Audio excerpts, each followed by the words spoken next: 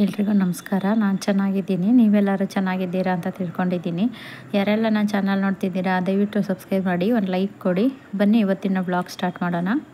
ಇದು ಪಿಂಕ್ ದಾಸವಾಳ double petal ನೋಡಿ, ಎಷ್ಟು ಚೆನ್ನಾಗಿದೆ. ಇಷ್ಟು ಚೆನ್ನಾಗಿ ಹೂವೆಲ್ಲ ಬರೋದಕ್ಕೆ ನಾನು ಯಾವ ರೀತಿ ಲಿಕ್ವಿಡ್ನ ಕೊಡ್ತೀನಿ ಅಂತ ನೋಡೋಣ.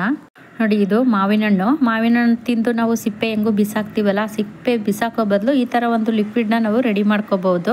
ನೋಡಿ, ಇದನ್ನು ನಾನು ಆ ಸಿಪ್ಪೆ ಮತ್ತು ಓಟೆ ಎಲ್ಲ ಇರುತ್ತಲ್ಲ ಅದೆಲ್ಲನೂ ನಾನು ಒಂದು 2 ಲೀಟ್ರ್ ನೀರಿಗೆ ಅದನ್ನು ಹಾಕ್ತಿದ್ದೀನಿ. ಹಾಕ್ಬಿಟ್ಟು ಒಂದು ದಿನ ಹಾಗೆ ಇಟ್ಬಿಡಬೇಕು.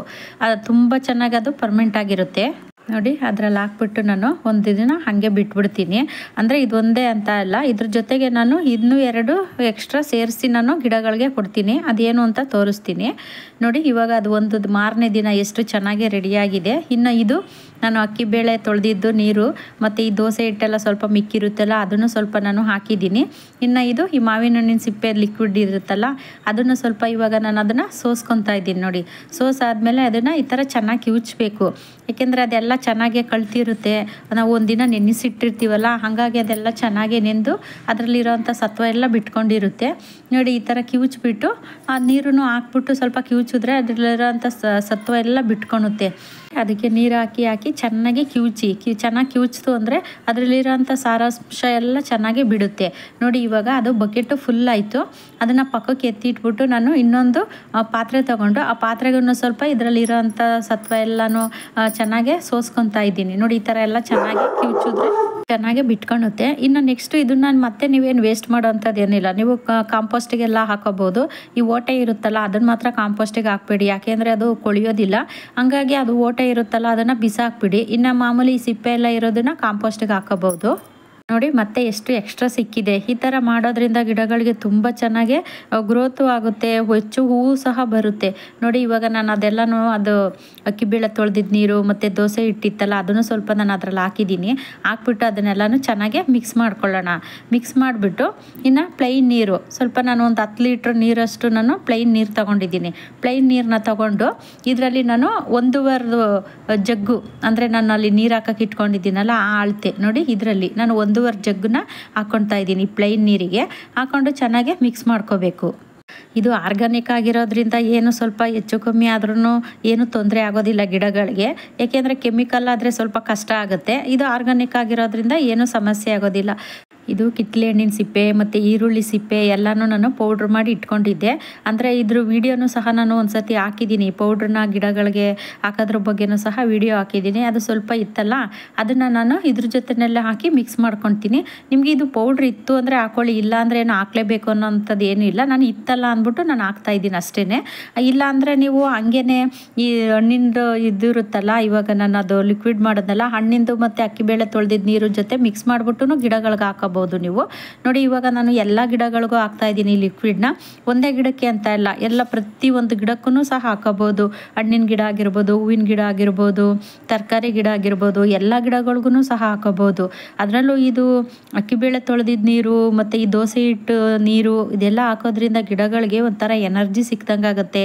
ಹಂಗಾಗಿ ಹೆಚ್ಚಾಗಿ ಹೂವು ಬಿಡುತ್ತೆ ಮತ್ತು ತರಕಾರಿ ಹಣ್ಣು ಇದೆಲ್ಲ ತುಂಬ ಚೆನ್ನಾಗಿ ಬರುತ್ತೆ.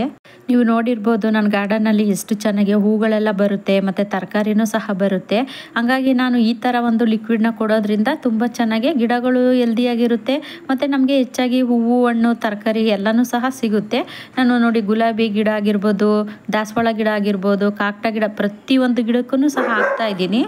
ವಾಯ್ಸ್ ಕೊಡಬೇಕಾದ್ರೆ ಜಾನಿ ಡಿಸ್ಟರ್ಬ್ ಮಾಡ್ತಿದ್ದಾನೆ, ಏನು ಅನ್ಕೊಳಕ್ಕೆ ಹೋಗಬೇಡಿ. ಅಲ್ಲಿ ರೋಡಲ್ಲಿ ಯಾರೂ ಹೋಗಂಗಿಲ್ಲ ಅವನಿಗೆ, ಹಂಗಾಗಿ ಆ ಥರ ಸೌಂಡ್ ಮಾಡ್ತಾನೆ ಅವನು. ನೋಡಿ, ನಾನು ಎಲ್ಲ ಗಿಡಗಳಿಗೂ ಕೊಡ್ತಾ ಇದ್ದೀನಿ. ದಾಸವಾಳ ಆಗಿರ್ಬೋದು, ಸೇವಂತಿಗೆ ಆಗಿರ್ಬೋದು, ಪ್ರತಿಯೊಂದು ಗಿಡಗಳಿಗೂ ಕೊಟ್ಕೋಬೋದು. ಅದರಲ್ಲೂ ಇದು ಯಾವುದೇ ರೀತಿ ಕೆಮಿಕಲ್ ಅಲ್ಲ, ಆರ್ಗಾನಿಕ್ ಆಗಿ ನಾವು ಗಿಡಗಳಿಗೆ ಈ ಥರ ಕೊಡೋದ್ರಿಂದ ಸ್ವಲ್ಪ ಜಾಸ್ತಿ ಹಾಕಿದ್ರೂ ಏನೂ ತೊಂದರೆ ಆಗೋದಿಲ್ಲ. ಇನ್ನೂ ಹೆಚ್ಚಾಗಿ ಬರುತ್ತೆ ಗಿಡಗಳು, ಚೆನ್ನಾಗಿ ಹೆಚ್ಚಾಗಿ ಹೂವು ಸಹ ಬಿಡೋದಕ್ಕೆ ಅನುಕೂಲ ಆಗುತ್ತೆ. ನಾನು ಅಕ್ಕಿ ಬೇಳೆ ತೊಳೆದಿದ್ದ ನೀರೆಲ್ಲನೂ ಸ್ಟೋರ್ ಮಾಡಿ ಇಟ್ಟಿರ್ತೀನಿ. ಒಂದು ಸತಿ ಯಾವಾಗಾದರೂ ಈ ಥರ ಗಿಡಗಳಿಗೆ ಹಾಕೋದಕ್ಕೆ ಬೇಕಾಗುತ್ತೆ ಅಂತ ಅಂದ್ಬಿಟ್ಟು ನಾನು ಒಂದು ಕಡೆ ಸ್ಟೋರ್ ಮಾಡಿ ಇಟ್ಟಿರ್ತೀನಿ. ಸ್ವಲ್ಪ ಜಾಸ್ತಿ ಆಗತ್ತೆ ಅನ್ಕೊಂಡು ಇಟ್ಕೋಬೋದು, ಏನೂ ತೊಂದರೆ ಆಗೋದಿಲ್ಲ. ಯಾವುದಾದ್ರೂ ಒಂದು ಬಕೆಟ್ ವೇಸ್ಟ್ ಇರುತ್ತಲ್ಲ ಆ ಬಕೆಟಲ್ಲಿ ತುಂಬಿಸಿ ಸ್ಟೋರ್ ಮಾಡಿನೂ ಸಹ ಇಟ್ಕೋಬೋದು. ಸ್ವಲ್ಪ ದೋಸೆ ಹಿಟ್ಟು ಸಹ ಜಾಸ್ತಿ ಇತ್ತು, ಹಂಗಾಗಿ ಜಾಸ್ತಿ ಹುಳಿ ಬಂದ್ಬಿಟ್ಟಿತ್ತು, ತಿನ್ನೋಕ್ಕಾಗೋದಿಲ್ಲ ಅಂತ ಅಂದ್ಬಿಟ್ಟು ನಾನು ಅದನ್ನ ಯಾಕೆ ವೇಸ್ಟ್ ಮಾಡೋದು ಅಂತ ಅಂದ್ಬಿಟ್ಟು ನಾನು ಈ ರೀತಿ ಗಿಡಗಳಿಗೂ ಸಹ ಹಾಕ್ತಾಯಿದ್ದೀನಿ. ಹುಳಿ ಬಂದಿದ್ದರೆ ಗಿಡಗಳಿಗೆ ಏನೂ ತೊಂದರೆ ಆಗೋದಿಲ್ಲ, ಇನ್ನೂ ಚೆನ್ನಾಗೇ ಗ್ರೋತ್ ಆಗುತ್ತೆ ಗಿಡಗಳು. ಯಾಕೆಂದರೆ ನಾವು ಅದರಲ್ಲಿ ಉದ್ದಿನಬೇಳೆ, ಅಕ್ಕಿ ಎಲ್ಲನೂ ಹಾಕಿರ್ತೀವಿ, ಹಂಗಾಗಿ ಚೆನ್ನಾಗೇ ಗಿಡಗಳು ಹೆಲ್ದಿಯಾಗೂ ಸಹ ಇರುತ್ತೆ. ಈ ಅಕ್ಕಿಬೇಳೆ ತೊಳೆದಿದ್ದ ನೀರಿಗೋಸ್ಕರ ಅಂತಲೇ ನಾನು ಅಡುಗೆ ಮನೆಯಲ್ಲಿ ಒಂದು ಬಕೆಟ್ ಇಟ್ಕೊಂಡಿರ್ತೀನಿ. ಅಕ್ಕಿಬೇಳೆ ತೊಳೆದಿದ್ದ ನೀರೆಲ್ಲನೂ ಒಂದು ಬಕೆಟಲ್ಲಿ ಸ್ಟೋರ್ ಮಾಡಿ ಇಟ್ಟಿರ್ತೀನಿ, ಹಂಗಾಗಿ ನಾವು ಬೇಕಾದಾಗ ಗಿಡಗಳಿಗೆ ಹಾಕೋಬೋದು. ಇದನ್ನು ನೀವು 15 ದಿನಕ್ಕೊಂದ್ಸತಿ ಹಾಕಿದ್ರೂ ಸಾಕು, ಏನು ತೊಂದರೆ ಇಲ್ಲ. ವಾರಕ್ಕೊಂದ್ಸತಿ ಹಾಕಿದ್ರೂ ತೊಂದರೆ ಇಲ್ಲ, 15 ದಿನಕ್ಕೊಂದ್ಸತಿ ಹಾಕಿದ್ರೂ ತೊಂದರೆ ಇಲ್ಲ. ಯಾಕೆಂದರೆ ಇದನ್ನು ಯಾವುದೇ ರೀತಿ ಸೈಡ್ ಎಫೆಕ್ಟ್ ಏನೂ ಆಗೋದಿಲ್ಲ ಗಿಡಗಳಿಗೆ. ಅದರಲ್ಲೂ ನಾವು ಕೆಮಿಕಲೆಲ್ಲ ತಂದು ಬಳಸೋ ಬದಲು ಮನೆಯಲ್ಲೇ ಇರೋವಂಥದ್ದನ್ನೇ ಬಳಸ್ಕೊಂಡು ನಾವು ಈ ಥರ ಒಂದು ಲಿಕ್ವಿಡ್ನ ಕೊಡೋದ್ರಿಂದ ಗಿಡಗಳು ಚೆನ್ನಾಗಿ ಹೂವು, ಮೊಗ್ಗು, ಹಣ್ಣು, ತರಕಾರಿ ಎಲ್ಲನೂ ಸಹ ಬಿಡುತ್ತೆ. ಅದರಲ್ಲೂ ನನಗೆ ಗಿಡಗಳನ್ನ ಬೆಳೆಸೋದು ಅಂದರೆ ನನಗೆ ತುಂಬಾ ಇಷ್ಟ. ನಾನು ಚಿಕ್ಕ ವಯಸ್ಸಿಂದನೂ ನನಗೆ ಗಿಡ ಬೆಳೆಸೋದು ಅಂದರೆ ತುಂಬ ಇಷ್ಟ. ನಾನು ಸ್ಕೂಲಿಗೆ ಹೋಗ್ಬೇಕಾದ್ರೆ 8ನೇ ಕ್ಲಾಸ್ 9ನೇ ಕ್ಲಾಸಲ್ಲಿ ನಾನು ಬೆಳಗ್ಗೆ ಎದ್ದು, ಅದು ಬೋರ್ವೆಲ್ ಅವಾಗ ಒತ್ತೋ ಬೋರು, ಆ ಬೋರಲ್ಲಿ ಒತ್ತುಬಿಟ್ಟು ಗಿಡಕ್ಕೆ ನೀರು ಹಾಕ್ಬಿಟ್ಟು ನಾನು ಸ್ಕೂಲ್ಗೆ ಹೋಗ್ತಾ ಇದ್ದೆ. ನಮಗೇನಾದರೂ ಮನಸ್ಸಿಗೆ ಬೇಜಾರಾದಾಗ ನಾವು ಹೋಗಿ ಗಿಡಗಳ ಹತ್ರ ಕುತ್ಕೊಂಡಾಗ ನಮ್ಗೆ ಎಷ್ಟು ಸಮಾಧಾನ ಆಗುತ್ತೆ ಅಂದರೆ ಅಲ್ಲಿ ಸಿಗುವಂಥ ಖುಷಿ ನಮಗೆ ಬೇರೆ ಎಲ್ಲೂ ಸಿಗೋದಿಲ್ಲ, ಅಷ್ಟು ಖುಷಿಯಾಗುತ್ತೆ. ಹಂಗಾಗಿ ನನಗೆ ಗಿಡಗಳು ಬೆಳೆಸೋದು ಅಂದರೆ ನನಗೆ ತುಂಬಾ ಇಷ್ಟ. ಯಾಕೆ ಅಂದರೆ ಇದೆಲ್ಲ ನನಗೆ ಅನುಭವದ ಮಾತು, ಅದಕ್ಕೋಸ್ಕರ ಹೇಳಿದ್ದೀನಿ ಅಷ್ಟೇ. ನೋಡಿ, ಎಲ್ಲ ಗಿಡಗಳಿಗೂ ಹಾಕೋಬೋದು. ನಾನು ಸೇವಂತಿಗೆ ಗಿಡ ಪ್ರತಿಯೊಂದು ಗಿಡಕ್ಕೂ ಸಹ ನಾನು ಹಾಕ್ತಾಯಿದ್ದೀನಿ. ಈ ವಿಡಿಯೋ ಇಷ್ಟ ಆದರೆ ಒಂದು ಲೈಕ್ ಮಾಡಿ, ಹಾಗೆ ಸಬ್ಸ್ಕ್ರೈಬ್ ಮಾಡ್ಕೊಳ್ಳಿ. ಮುಂದಿನ ವಿಡಿಯೋದಲ್ಲಿ ಸಿಗ್ತೀನಿ. ಎಲ್ರಿಗೂ ಟೇಕ್ ಕೇರ್, ಬಾಯ್.